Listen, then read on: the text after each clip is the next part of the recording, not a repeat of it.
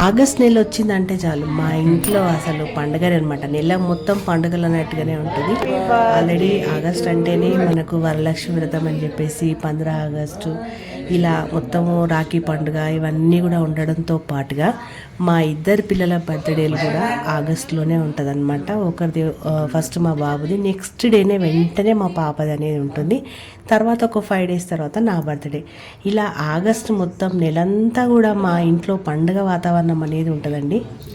Hello, నేను మీ మానస ప్రియదర్శిని. అందరు ఎలా ఉన్నారు? నేనైతే సూపర్గా ఉన్నాను. మీరు కూడా చాలా చాలా సూపర్గా ఉండాలని మరీ ఆ భగవంతుని కోరుకుంటున్నాను. మరి ఈ ఆగస్ట్ నెలలో చూసారు కదా, వినాయక చవితి కూడా వచ్చింది ఈ ఆగస్ట్ నెలలోనే. సో మొత్తం అన్ని పండుగలు కూడా ఆగస్టులోనే, చివరికి మా బర్త్డేలు కూడా ఆగస్టులోనే రావడం వల్ల మాకు అసలు ఆగస్టు నెల అంటేనే ఎలా ఉంటుందంటే మొత్తం కూడా ఒక పండుగ వాతావరణం లాగానే ఉంటుందండి మా ఇంట్లో.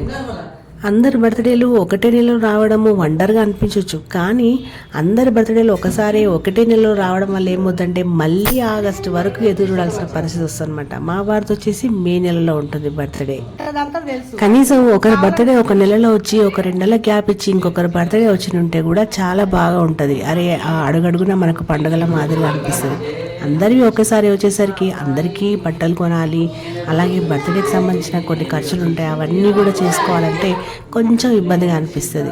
మరి మాకైతే కొద్దిగా అలా లైట్గా అనిపిస్తుంది. మరి మీకు అలాగే అనిపిస్తుందా? మరి మీ ఇంట్లో కూడా మీ పిల్లలు కానీ మీరు కానీ ఒకే నెలలో అలా బర్త్డేలు ఉన్నాయి, మన సందర్భాలు ఉన్నాయి అనేది నాకు కామెంట్లో చెప్పండి. మా వారైతే హారతి ఇస్తుంటే మాత్రము పుట్టినరోజు జేజేలు చెట్టి అబ్బాయి అంటూ కొంచెం లేది కట్టిటుగా మార్చేసి పాటను మొత్తం ట్యూన్ కట్టేసాడు అనమాట.